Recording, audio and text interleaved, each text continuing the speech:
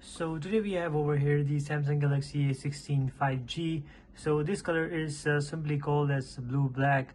So there's no name, you can say like a fancy name that the Samsung gives to the S series. So you can say S25 Ultra. So it's like a basic blue black, and there's no fancy name for the budget phone lineup of the Samsung. So if we talk about the design of this phone, so it's very much similar to the other S series, and coming down to A series, like all are very similar similar design language that is being followed throughout the lineup, unlike like Apple. So like you can just clearly differentiate, like if someone is holding the iPhone 16 Pro or maybe Pro version, so they are very much differentiated from the regular iPhones. So but however, if we consider the Samsung lineup, so these are like very much similar. Like I cannot differentiate this one as to be like except the color, so I wouldn't be able to just find the difference between this one and A35 if I won't have a look on side by side. And even if we talk about the S25, so there is like a black ring. Obviously you might able to notice that one, but in the case of the S24 or S24 Plus, you might not be able to just find the difference by just having a look or a first glance over the phone. So if you talk about the design of this phone, so yeah, so it is very much similar to the S series and the other Samsung A series as well, because they are just following up the same design language on each of their phones. So what we get to see over here is like triple camera setup over here, and there is one LED flash over here. If you come onto the side, so we get to see over here one SIM card tray, which works as a dual with the SD card slot as well. Then there's nothing over here on the left side. On the down if we come, so here you get to see one mic, we have Type-C charging port, and we get to see one speaker. On the other side if we come, so we get to see the volume up and down, and we have the power button over here, integrated the fingerprint scanner in it.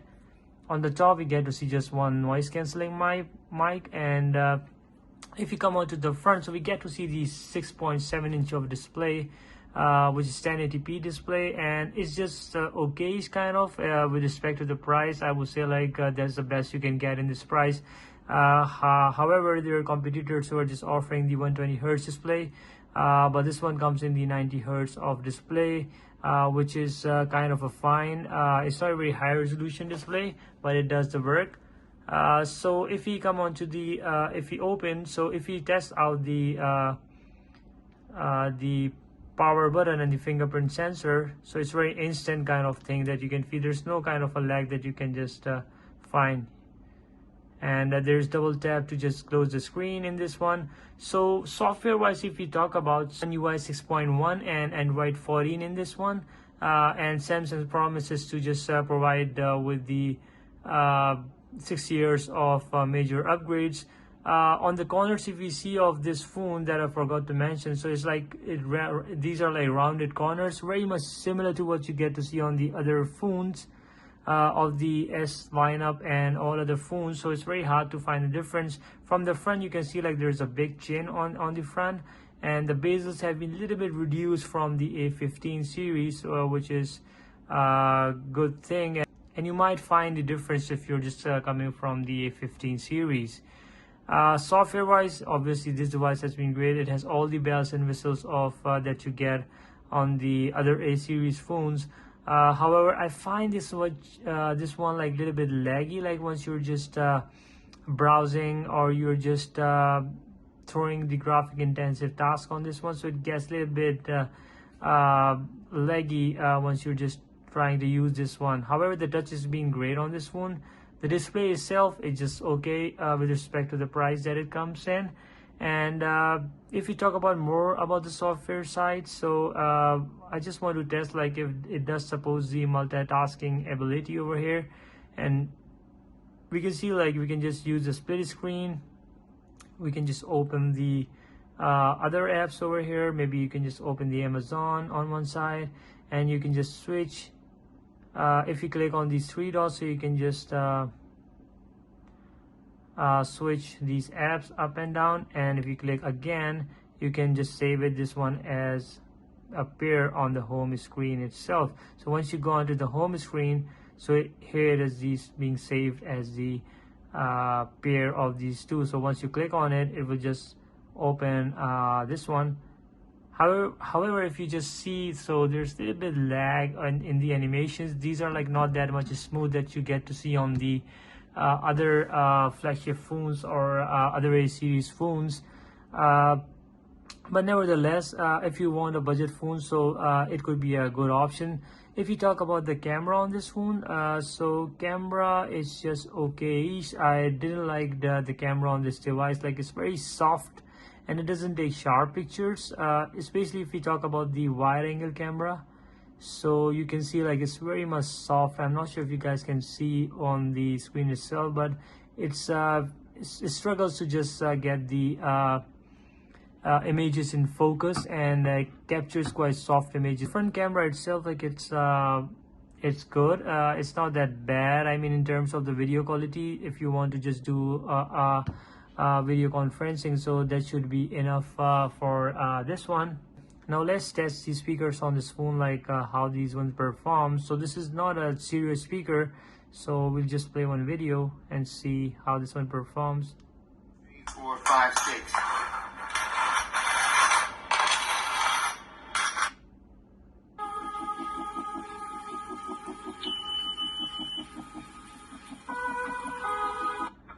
So the rumors are already been prevailing in the market for the Z Fold 7 right now.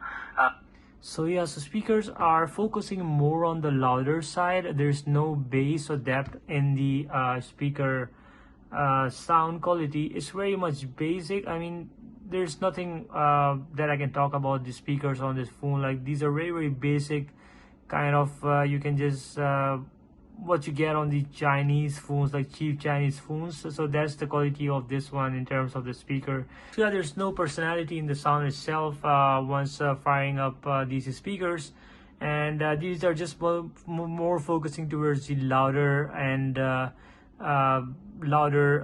make it more noisy, rather than just focusing on the quality of the sound itself. So yeah, I would just wouldn't say that the speakers are nice, but they do the job. Like, if you're just getting this phone. However, these are not that much loud speakers. So if you're just watching video in the public place, or maybe if you're just traveling in a train or something and you just want to watch the videos, I would just recommend to just use the headphones with this one. So once we talk about the speakers, one thing is that there's no 3.5mm headphone jack in this one, which you might be missing out. If you want to keep, you have to just keep it the Bluetooth wireless Bluetooth headphones, or you might just want to keep the dongle for the Type-C to 3.5mm jack to use the wired headphones if you're just fan of those. Regarding the one-handed use, yeah, it's acceptable. Like, obviously my hands are a little bit small, but I find it a little bit hard to reach to the other corner of the phone, so one-way typing would be a little bit difficult for me in terms of the typing experience. So yeah, so one-handed use, like, is very much like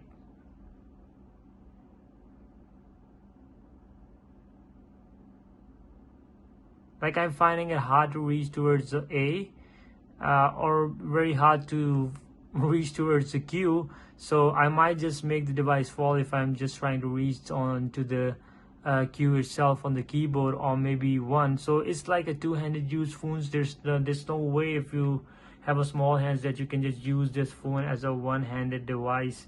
And battery on this one, like, I charge in the morning, and it's a 5000 mAh battery, and I assume like this one is still learning my usage pattern. So let me see this one, and I would know. Yeah, so it's still learning my usage pattern, and I've been using this device, was just exploring this device a little bit since morning, and I would say like the battery life has been great on this phone. It would just easily last you a whole day, and for the budget device, I would just easily recommend, if you just are the person who just charges the device once a day or maybe overnight charging, so it would just last you a whole day regarding the battery usage on this phone.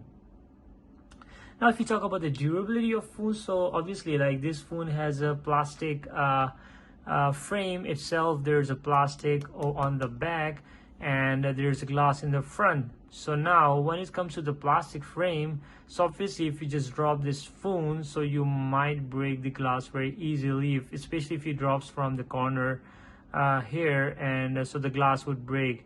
Plastic, obviously it will be just more prone to scratches once you're just using it without a case, and over time I would just assume like it won't be good looking or as shiny as it will be if you're just basically keeping your phone in the same pocket, if you're just keeping the keys itself on the same pocket.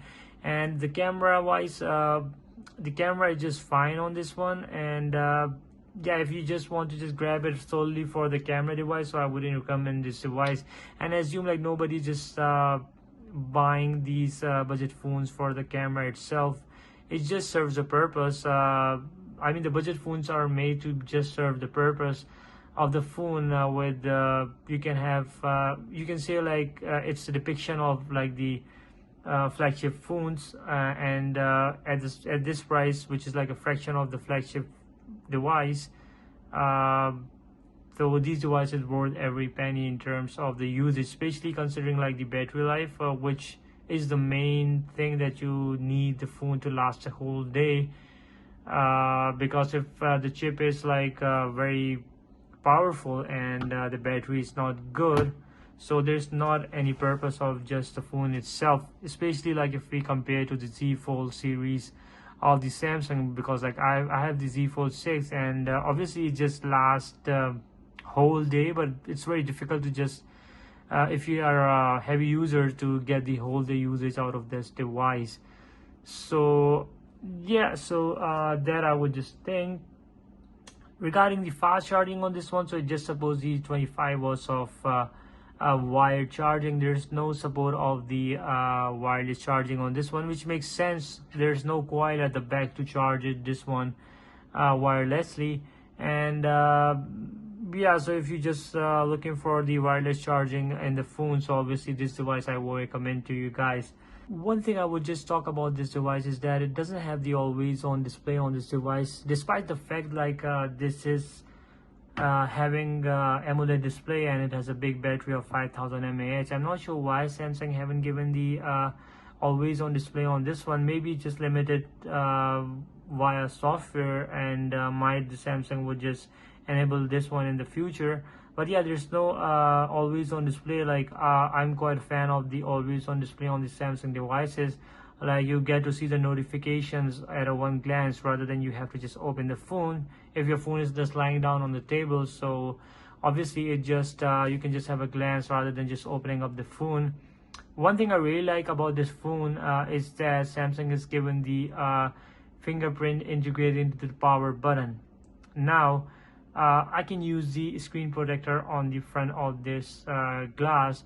Unlike the case with the S series lineup, I'm not a fan of inbuilt in screen under screen fingerprint sensor, because once you just place the screen protector on top of it, so it just struggles to unlock the phone via fingerprint sensor. So in the Z Fold 6 even I just absolutely love the fact that it has the integrated into the power button, and it's very easy to just open the phone, because most of the people like obviously the phone itself these days are very much expensive, so most of the people just protect their phones with the great cases with the front screen protector. Like I myself just use the screen protector while I'm just using the phone to just protect and make the best use out of it, and that just increases longevity of the phone itself, and you will be just saving your phone from scratching itself, because phones are so much expensive these days. Like so yeah, for some people they're just accumulating and saving their whole year money to get a flagship phone, and they're just using the screen protector in the case with it. And for that, if you just place the screen protector on the front of the S series or any in any phone that has the in screen under display fingerprint scanner. So that just ruins the registration of the your fingerprint once you're just trying to unlock the phone. So yeah, so in this case, like, I always adore the side fingerprint scanner integrated into the power button.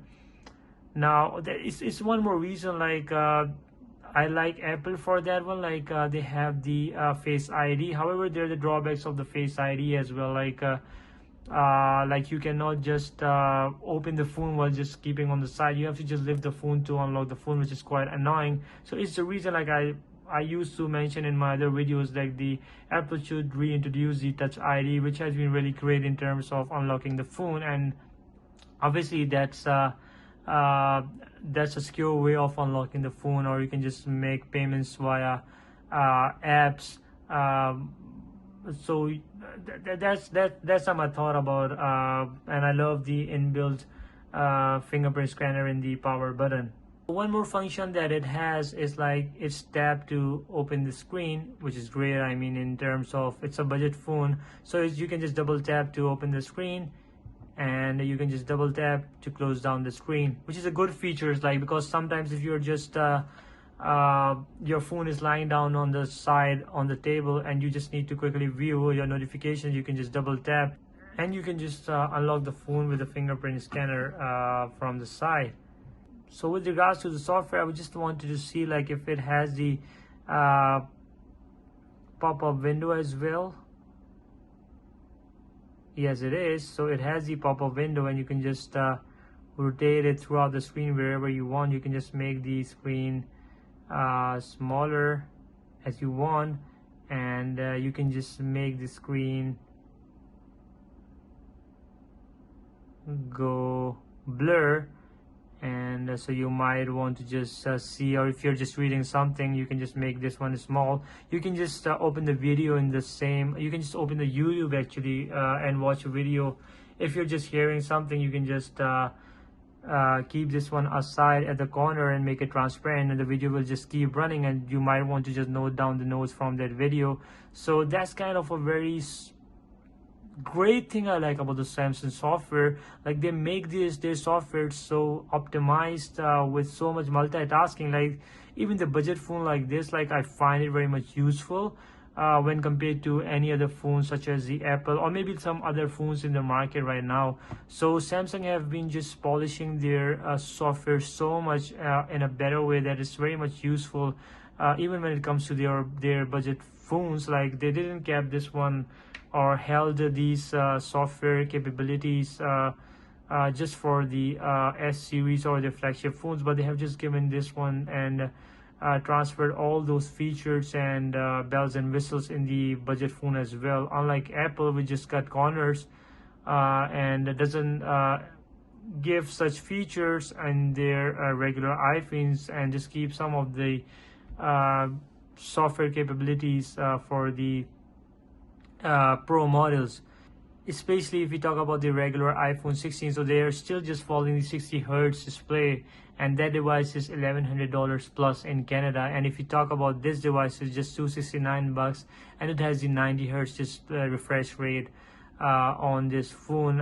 So you can just compare, like, it's like how much value you're just getting from your money that you're spending. So yeah, if you are just a person who is just looking for bang for their buck, so obviously this device would be much more better. If you're just looking for as a secondary device, so this could be the best phone that you can get in the market right now at the best price.